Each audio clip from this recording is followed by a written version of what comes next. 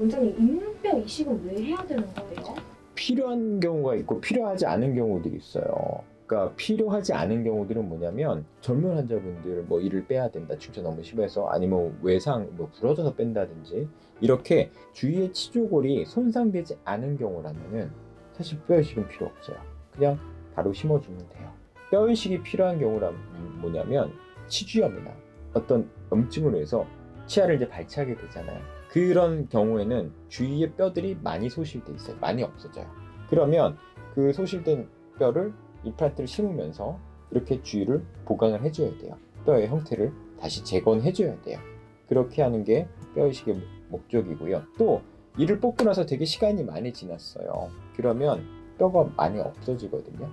우리가 이제 뼈가 부족하다는 거는 너무 얇아지거나 두께가, 그리고 길이가 너무 짧아지거나, 이러면은 우리가 보통 임플란트를 심는데 필요한 두께는 최소한 6, 7mm 이상은 있어줘야 돼요.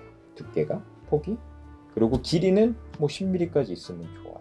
그런데 위턱 같은 경우는 이를 빼고 시간이 지나면 그 10mm가 뭐 있었던 뼈가 많이 없어져요. 흡수가 되면서 뭐 나중에 3mm, 4mm, 뭐 2mm 이렇게 해서 뼈가 없어져 버려요. 그러면 거기다 임플란트 할 수가 없겠죠. 그래서 그때 뼈를 증대를 시켜요. 이식을 하면서 뼈를 만들어주면서 임플란트를 심을 수 있고, 뭐 아래턱뼈 같은 경우는 시간이 지나면 뼈가 많이 얇아져요. 1mm, 3mm 이 정도밖에 안 되는 경우가 있어요. 그러면 임플란트를 심고 나면 임플란트가 노출이 돼요. 임플란트 두께가 보통 뭐 5mm 정도 심으니까, 그럼 거기를 또 뼈를 보강을 해줘야 돼요. 이 뼈 이식을 제대로 해주지 않으면 나중에 임플란트가 10년, 20년 성공적일 수 없어요. 임플란트가 염증이 생기면서 나중에 탈락될 수도 있고 문제가 될 수 있습니다. 그래서 뼈 이식은 정말 중요한 치료고, 임플란트를 장기적으로 안정적으로 유지하기 위해서는 뼈 이식을 잘하고 잇몸을 잘 만들어주는 게 임플란트 장기적인 성공률에 상당히 중요하다고 생각을 해요. 그럼 원장님, 뼈 이식 재료에는 어떤 게 있나요? 뼈 이식은 크게 4가지가 있거든요. 교과서적으로 자가골이 있고요, 동종골이 있고, 이종골이 있고, 합성골이 있습니다. 이렇게 4가지로 시장에서 출시가 되고 있는데, 각 4가지마다 장단점이 있고요. 저는 적응증이 분명히 다르다고 생각을 해요.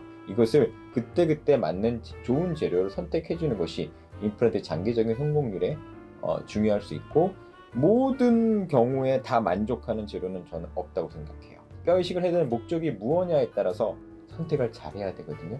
제가 원장님들께 강의할 때 저는 이제 항상 이걸 강조하는 건데, 아무 뼈나 쓰면 안 된다. 이종골이 좋을 수도 있고요, 동종골이 좋을 수도 있어요.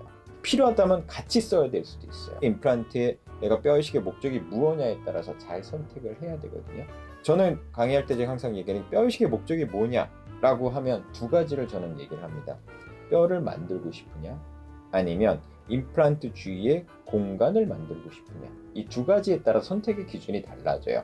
뼈를 만들고 싶다면 뼈를 재생을 하기 목적이고, 임플란트 주위에 공간을 만들고 싶다면 임플란트 형태가 꺼지지 않고 오랫동안 잘 유지하면서 그 형태를 유지를 해줘야 되는 뼈 이식제가 있거든요. 일단은 자가골은 자기 뼈예요. 자기 뼈를 예전에 정말 많이 했었어요. 요즘도 많이 선호하시는 선생님들도 계시고요. 이런 데서 뭐 턱뼈를 떼옵니다. 여기 위턱에서 떼올 수 있고요, 뒤쪽에서 떼올 수 있고, 필요하면 이쪽에서 떼올 수 있고, 아니면 대학병원에서는 되게 큰 케이스에서는 아직도 전신마취라고 엉덩이 뼈를 떼오기도 해요. 이렇게 이제 뼈가 부족한 것을 본인의 뼈를 이용을 해서 이식을 해주는 겁니다. 뭐 제일 좋을 수 있죠. 자기 뼈를 가지고 이식을 하니까. 근데 저는 이거는 약간 단점이 더 많다고 생각을 해요.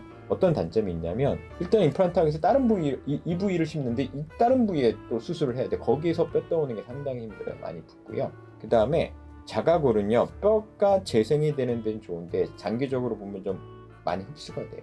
그 다음에 동종골이라는 게 있어요. 인간의 이제 사체에서 이걸 추출해가지고 제작을 하는 건데, 여러 가지 좋은 그 처리 과정을 통해서 안정적인 뼈 이식제가 제공이 되고 있고, 검증된 제품을 쓰면 이 동종골 같은 경우는 그래도 자가골을 얻을 수 없는 경우라면 뼈를 재생시키는 데는 가장 좋은 재료라고 생각을 합니다. 다만 얘도 장기적으로 좀 흡수가 조금은 따라오는 것 같아요. 동종골은 뼈를 재생하는 데는 장점이 있지만 장기적으로 형태 유지하는 데 조금 단점이 있어요. 이종골이 아마 가장 많이 쓰이는 재료 중에 하나예요. 이종골이라면은 동물한테서 추출하는 거, 대부분 소나 돼지 뼈를 추출합니다. 근데 이 모든 과정들은 상당히 안전하기 때문에 크게 걱정하실 필요는 없고요. 근데 이종골은 사실 뼈가 재생이 잘 되지는 않아요. 대신 이종골의 장점은 그 형태가 잘 유지가 돼요. 그래서 우리가 형태를 유지하고 싶은 경우라면 우리가 이종고를 써주는 게 좋고요. 저는 대부분 이제 뼈 이식을 한다면 동종고를 쓰거나 이종고를 씁니다. 근데 둘의 사용 목적은 분명히 달라요. 동종고를 쓸 때는 내가 뼈를 좀 재생시키고 싶을 때, 그 다음에 이종고를 쓸 때는 임플란트의 형태를 만들어주고 싶을 때, 합성골은 가격적으로 저렴한데 저는 개인적으로